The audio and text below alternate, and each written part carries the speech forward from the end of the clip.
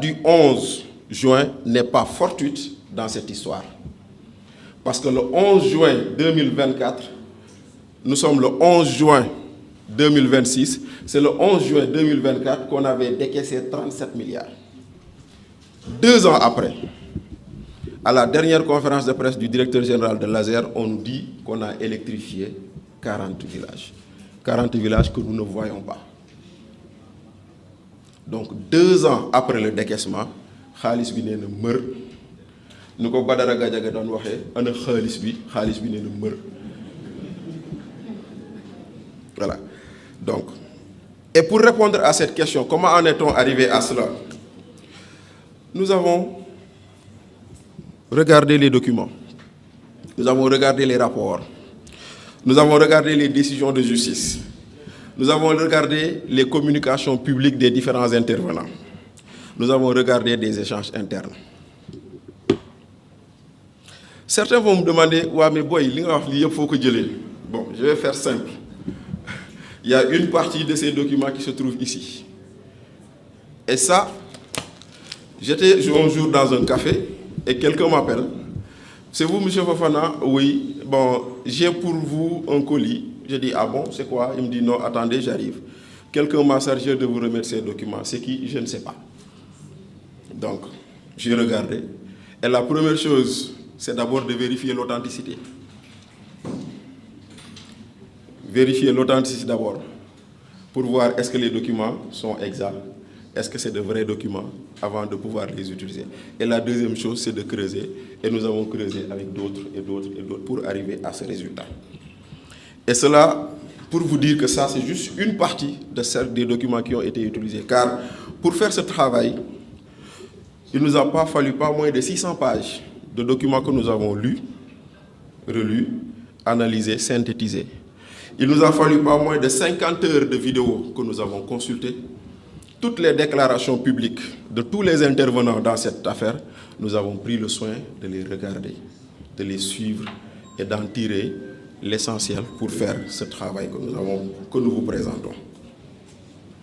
Donc, loin du sensationnel, nous nous sommes attachés à démontrer, étape par étape, les mécanismes qui ont permis qu'un projet vital dans le milieu, pour des milliers de familles dans le monde rural, se transforme en crise nationale.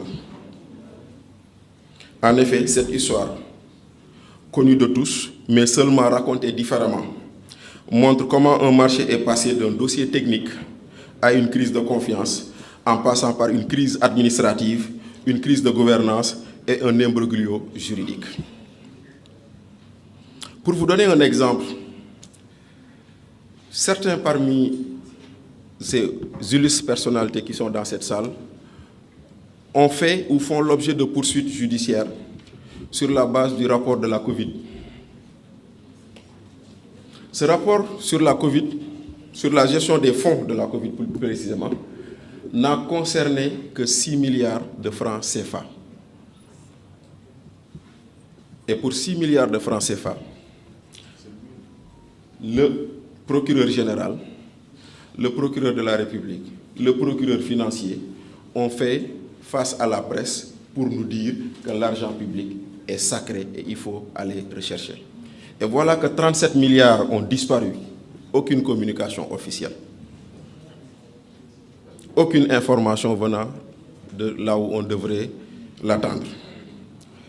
Et ça interroge forcément sur la sélectivité avec laquelle on mène certains dossiers.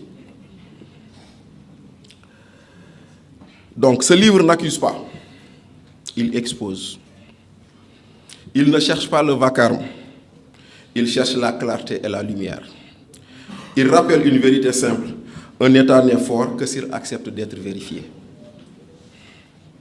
J'ai écrit ce livre avec une conviction, la vérité, même lorsqu'elle dérange, c'est une dette envers la République. Chaque page repose sur des documents authentiques, des correspondances officielles, des décisions de justice, des textes réglementaires, des témoignages publics. Je n'y ai mis ni rumeur, ni insinuation, ni facilité. Là où les faits parlent, je les ai laissés parler. Certainement que certains se demandent, comme j'ai répété, où a-t-il trouvé le document? Beaucoup de preuves nous ont été données anonymement. Parce qu'effectivement, il y a des Sénégalais soucieux de l'intérêt public, soucieux de l'argent public, et qui voient des choses qui ne sont pas claires et qui, finalement, arrivent à dire, c'est le moment de dire, et c'est le moment d'en parler. Donc ce livre ne vise ni à fragiliser une institution, ni à condamner des personnes. Il vise à mettre des faits en lumière, parce qu'une démocratie respire mieux lorsque la vérité circule. Je souhaite que ce livre contribue à renforcer la redevabilité, non par défiance, mais par respect des citoyens et du sens de la République. J'assume pleinement ce livre et l'idée simple qui le traverse. Les citoyens méritent la lumière au propre comme au figuré.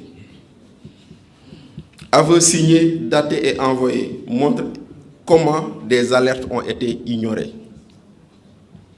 Parce que quand vous lirez, vous vous rendrez compte ici que la première alerte, c'était le défaut du paiement de la prime d'assurance. C'est comme si Cheikh Oumar me disait, j'ai été prendre une assurance, on me l'a donné, je n'ai pas payé. Or, le code CIMA dit que si vous n'avez pas payé, l'assurance n'est pas valable. Or, ici, on a émis les assurances, elles sont valides, mais les primes ne sont pas payées. Et j'ai adoré la formule de Baba Diallo quand je lui ai dit, mais comment se fait-il que vous n'ayez pas regardé si les primes avaient été payées ou non? Et il m'a répondu, est-ce que le policier dans la circulation, il s'assure que vous avez payé l'assurance pour voir si elle est valide ou non? Donc, à mon niveau, en tant que DG de l'ASER, je n'avais pas pour vocation de vérifier est-ce que la prime était payée ou non. Or, celui qui devait le faire, le ministère des Finances, à travers la Direction nationale des assurances, ne l'a pas fait. Et l'argent public qui était supposé électrifier des villages du Wassadou, hein Ousmane, qui était supposé électrifier des villages à Kermbouki, qui était supposé électrifier Delbi, de Seigne Khadim Mbaké ici présent, et cet argent-là a servi à payer la prime d'assurance, la caution. Ça, c'est la première anomalie que tout le monde a vue et personne n'a rien dit. On continue pour nous dire que le marché a été renégocié parce qu'il y avait surfacturation.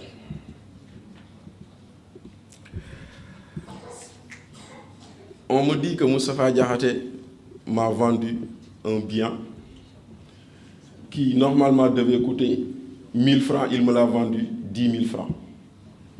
Et au lieu d'amener Moustapha Diakhaté devant la loi, devant les juridictions compétentes pour que les sanctions puissent lui être appliquées, je dis à Moustapha, Kaye ñu waxtaan.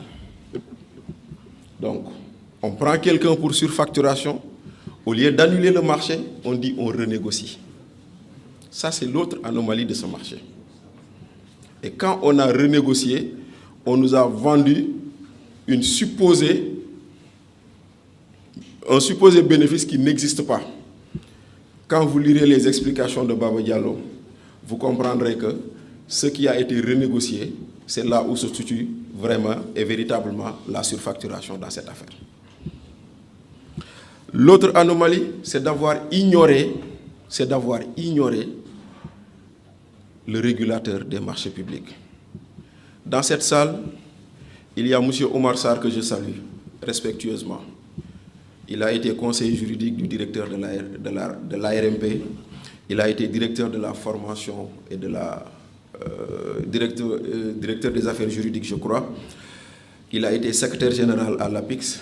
C'est un ancien magistrat et il a pris sa retraite comme inspecteur général d'État. M. Sarr fait partie de ceux qui ont écrit beaucoup de textes sur les marchés publics. Il connaît la valeur de ce qu'est un régulateur. Et pour la première fois dans ce pays, une autorité contractante refuse de déférer aux injonctions d'un régulateur. Et nous l'avons vu dans ce marché. Quand le marché a été porté à l'ARCOP, l'ASER a refusé de répondre aux demandes de l'ARCOP. Dans une administration normale, cela n'aurait jamais dû exister. Et on finit par l'autre dérive, c'est quand le dossier atterrit à la Cour suprême.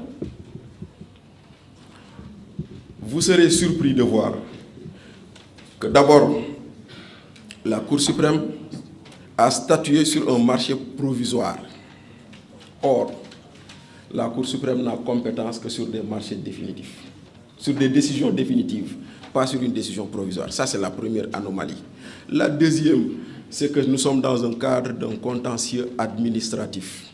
Au lieu que la chambre civile et commerciale hérite du dossier, au lieu que la chambre administrative hérite du dossier, elle a été dessaisie au profit de la chambre civile et commerciale.